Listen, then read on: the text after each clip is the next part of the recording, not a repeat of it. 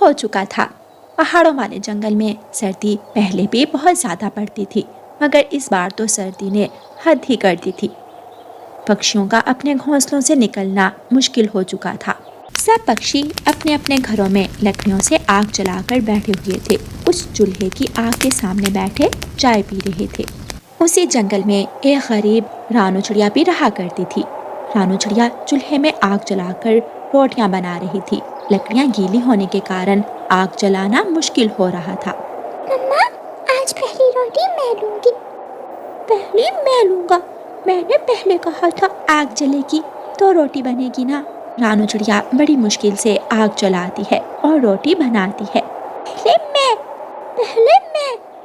मम्मा, मुझे दे पहले। किसी को भी नहीं मिलेगी, दूसरी रोटी भी बन जाए फिर तुम दोनों को इकट्ठे ही दूंगी। दोनों बच्चे चुपचाप बैठ जाते हैं।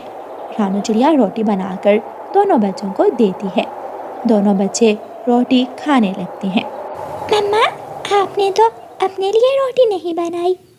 नहीं गुड़िया बेटी, मुझे भूख नहीं है। मैं कालू भैया के होटल पर जाकर चाय पी लूंगी। मम्मा, चाय से पेट थोड़ी भरेगा। बारी बारी दोनों बच्चे अपने पंखों के साथ अपनी माँ के मुंह में नवाले डालते हैं। रानू चिड़िया भी रोटी खा लेती है। गुड़िया कुकू, अब मैं चलती हूँ। झगड़ा बिल्कुल मत करना और एक दूसरे का ख्याल रखना। दरवाज़ा अच्छे से बंद कर लेना। कोई आए तो पहले नाम पूछना। सब याद है मम्मा, मुझे सब याद है। रानू चिड़िया कालू कौवे के होटल की तरफ निकलती है। ठंड में रानू चिड़िया के लिए उड़ना मुश्किल हो रहा था। उसके पंख अकड़ रहे थे। रानू चिड़िया होटल पहुंच जाती है। रानू चिड़िया, जल्दी से बर्तन धो दो, ग्राहक आते ही होंगे। जी कालू भाई। रानू चिड़िया के पंख दर्द कर रहे थे, मगर पेट भरने के लिए काम तो करना ही था। रानू चिड़िया बर्तन धोती है। मुझे एक कप चाय दे दो। रानू चिड़िया उस चिड़िया को चाय देती है। वो चिड़िया चाय पीने लगती है। रानू बहन, चाय बहुत जगहों से पी मैंने, मगर जो जायका आपके हाथ में है वो किसी और के हाथ में नहीं। शुक्रिया प्यारी चिड़िया। रानू चिड़िया सारा दिन काम करती है। काम करने के बाद रानू चिड़िया अपने लिए एक चाय का कप बनाती है और पीने लगती है। कालू कौवा वहाँ आ जाता है। अरे ओ चिड़िया, ये क्या कर रही हो तुम? मैं चाय। क्या चाय? तुम्हें यहाँ चाय बनाने के लिए रखा है, चाय पीने के लिए नहीं, सुना तुमने? कालू भैया, मैंने तो सिर्फ आज ही चाय पी है, बहुत ज़्यादा ठंड लग रही थी।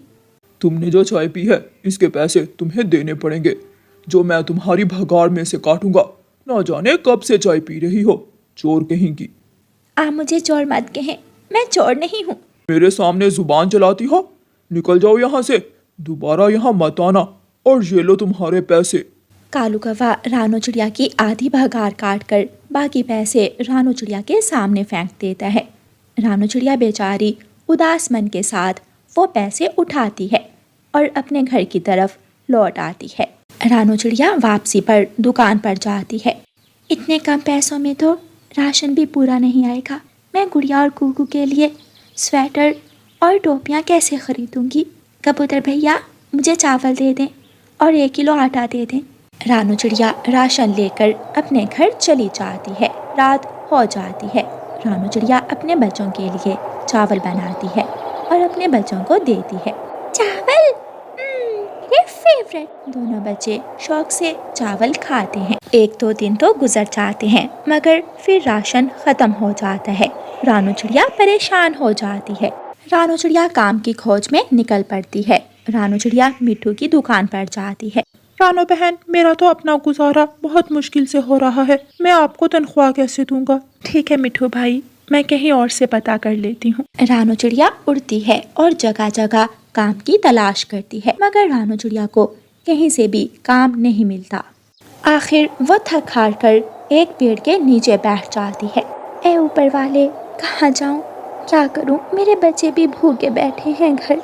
रानू चिड़िया परेशान हाल बैठी हुई थी कि वहाँ एक बूढ़ी फाख्ता आती है। चिड़िया, चिड़िया बेटी, मेरी मदद करो, ये सामान मेरे घर तक छोड़ दो, मेरे पंख दर्द करने लगे। जी माँ जी। रानू चिड़िया बूढ़ी फाख्ता बी का सामान उठा लेती है और उसके साथ उसके घर जाती है। खुश रहो बेटी, तुम बहुत अच्छी हो। चिड़िया बेटी, एक और काम कर सकती हो मेरा? जी माँ जी, बताएं। ये गाय है मेरी, अब मुझ में इतनी हिम्मत नहीं है कि मैं इसे चारा लाकर डाल सकूं। क्या तुम इसे अपने पास रख लोगी? जी माँ जी, मैं इसे ले जाती हूँ, आप बेफिक्र हो जाएं। रानू चिड़िया वो गाय अपने घर ले जाती है और उसे चारा डालती है। रानू चिड़िया उस गाय का दूध निकालती है। दूध तो बहुत ज़्यादा है, पहले मैं बच्चों को चाय बना कर देती हूँ, बाकी दूध का स्टॉल लगाकर चाय बेचूंगी, ऐसे मेरे घर का अच्छा गुजारा हो जाएगा। अगले दिन रानू चिड़िया चाय का ढाबा बना लेती है। उसके हाथ की चाय के तो सब दीवाने थे। सब पक्षी कालू कव्वे का होटल छोड़कर रानू चिड़िया के ढाबे पर आने लगते हैं। इस रानू चिड़िया की बच्ची के पास इतना दूध, इसकी वजह से मेरा होटल तो बंद हो गया है। अब मैं क्या करूँगा? कुछ ही दिन गुजरते हैं तो कालू कव्वे के घर का राशन भी खत्म हो जाता है। वो काम के लिए रानू चिड़िया के पास आता है।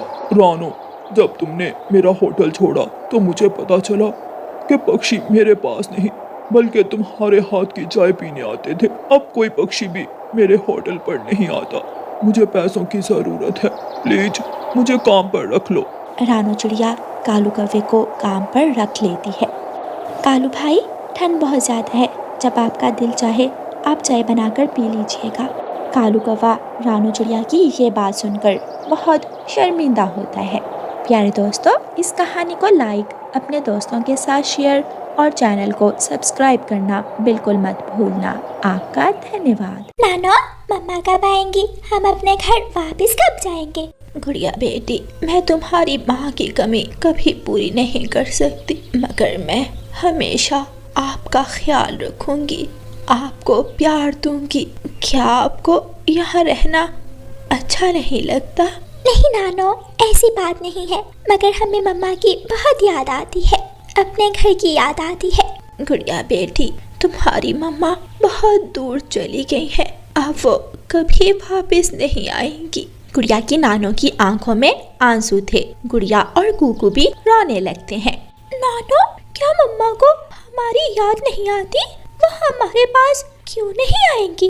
अगर वो नहीं आ रही तो हम चले जाते हैं उनके पास। नहीं मेरी जान, ऐसा मत कहो। तुम्हारी मम्मा सितारा बन गई है और वो रोज आपको देखती हैं। अगर आप दोनों रोगे तो उनको अच्छा नहीं लगेगा। नानो, हम नहीं रोएंगे।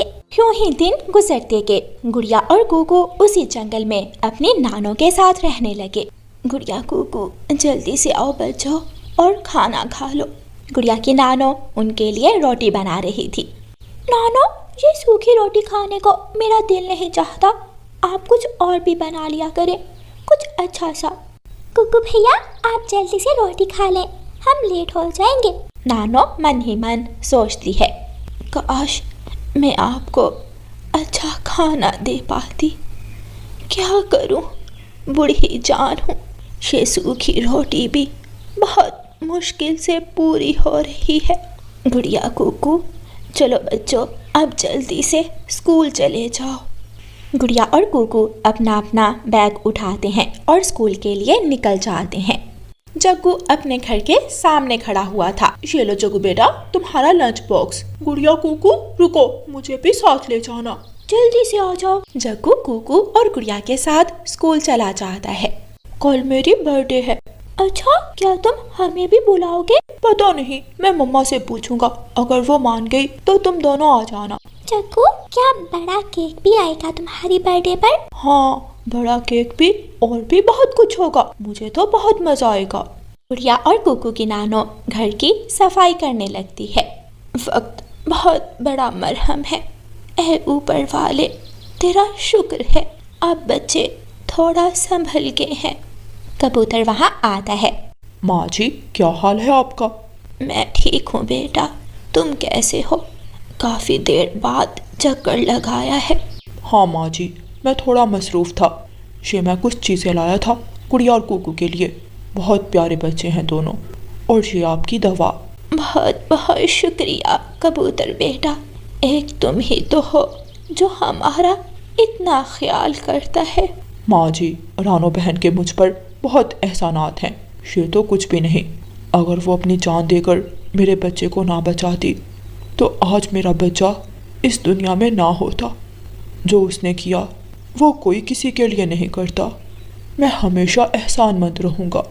ऐसे कहकर कबूतर वहाँ से चला जाता है। मेरी बेटी थी ही इतनी अच्छी, हर एक के दर्द को अपना दर्द समझने वाली। नानो चिड़िया की आंखों में आंसू आ जाते हैं। गुड़िया और कुकू जग्गू के साथ उसके घर जाते हैं। गुड़िया, कुकू, तुम दोनों यहाँ क्या कर रहे हो? अपने घर क्यों नहीं गए? मम्मा, इनको मैं अपने साथ लाया हूँ। मम्मा, क्या ये दोनों भी कल मेरी बर्थडे में आ जाएं? गौरी कवि मन ही मन सोचती है, क्यों ना मैं इन दोनों को बुलाऊं और सारे काम फ्री में करवा लूं। हाँ, ऐसा ही करती हूँ। हाँ हाँ, आ जाना, और थोड़ा पहले ही आ जाना। गुड़िया और कुकू बहुत खुश होते हैं और खुशी खुशी अपने घर चले जाते हैं। अगले दिन कुकू और गुड़िया अपनी नानो से कहते हैं, नानो नानो, हम जग्गू की बर्थडे पर जा रहे हैं। इतनी जल्दी अभी जाकर तुम क्या करोगे बच्चों? पार्टी तो शाम को शुरू होगी। वैसे भी बारिश आने वाली है, तुम दोनों नहीं जाओगे। नानो प्लीज, जाने देना प्लीज। मुझे पता है उस गौरी का, वो मेरे बच्चों से काम करवाएगी, इसीलिए इनको पहले बुलाया है। कुछ ही देर बाद तेज बारिश होने लगती है। उनके घर में पानी भरने लगता है। ऐ ऊपर वाले, अब मैं क्या करूं? कहाँ जाऊं? इन मासूम बच्चों को लेकर मुझे घर से पानी निकालना होगा। बूढ़ी चिड़िया बाल्टी भर भर कर पानी घर से बाहर निकालती है। वो जितना पानी निकालती उतना ही पानी घर में और आ जाता। गुड़िया और कुकू बेखबर सो रहे थे। इससे पहले कि ये घर टूट जाए और कोई नुकसान हो, हमें यहाँ से निकल जाना चाहिए। वो सब गौरी कवि के घर के बाहर जाते हैं और दरवाजे पर दस्तक देते हैं। माँ जी, इतनी तेज बारिश में आप यहाँ क्या कर रही हैं? बेटी गौरी, हमें एक रात अपने घर रहने दो, हमारा घर टूट गया है। घर टूट गया है तो मैं क्या करूँ? सारी रात खांस खांस कर मेरी नींद खराब करोगी तुम। जाओ यहाँ से। ऐसे कहकर गौरी कवि दरवाजा बंद कर देती है। नानो, क्या अब हम भी मम्मा की तरह मर जाएंगे? नहीं मेरी बच्ची, हम कुछ ना कुछ कर लेंगे। हम कबूतर के घर जाते हैं, वो हमारी मदद जरूर करेगा। नानो चिड़िया बच्चों को लेकर कबूतर के घर की तरफ जाती है, मगर कबूतर के घर पर भी ताला लगा हुआ था। कबूतर भी घर नहीं है, अब क्या करें? कहाँ जाएं हम? कितनी ज़्यादा ठंड लग रही है। मेरे पंख। नानो नानो, क्या हुआ है? नानो। गुड़िया की नानो चकराकर वहीं गिर जाती है। नानो, नानो क्या हुआ? गुड़िया बहन, नानो को क्या हो गया है? अब हम क्या करेंगे? गुड़िया और कुकू वहाँ बैठकर रोने लगते हैं। रो मत, यहाँ आओ। ये आवाज़ कहाँ से आ रही है? ये पेड़, क्या ये पेड़ बोल रहा है? हाँ गुड़िया बहन। हाँ भैया, मैं बोल रहा हूँ। मैं एक जादुई पेड़ हूँ। मैं तुम्हारा दुख नहीं देख सकता। तुम सब मेरी खोखल में आ जाओ, यहाँ सब कुछ है। गुड़िया कुकू उदास हो जाते हैं। क्या हुआ? आप अंदर क्यों नहीं आ रहे? हम अपनी नानो के बिना कैसे आ सकते हैं? मेरा एक पत्ता तोड़कर अपनी नानो के मुंह में डाल दो, तुम्हारी नानो एकदम ठीक हो जाएंगी। फिर वो दोनों ऐसा ही करते हैं। गुड़िया की नानो ठीक हो जाती है। फिर वो सब पेड़ की खोखर में चले जाते हैं। पेड़ की खोखर अंदर से बहुत ही खूबसूरत थी। नानो, अब हम हमेशा यहाँ ही रहेंगे, ये कितनी प्यारी जगह है। उधर गौरी कवि का घर तेज बारिश की वजह से टूटकर गिर जाता है। हाय मेरे पंख, हाय मेरा सर। हाँ, हमारी टीचर ने बताया था कि जो दूसरों की मदद नहीं करता, दूसरों का भला नहीं चाहता, उनका अपना भी कभी अच्छा नहीं होता। हाँ मेरे बच्चे, काश मैं उस बूढ़ी चिड़िया माँ की मदद कर देती तो हमारे साथ ऐसा ना होता। प्यारे दोस्तों, इस कहानी को लाइक, अपने दोस्तों के साथ शेयर और चैनल को सब्सक्राइब करना बिल्कुल मत भूलना।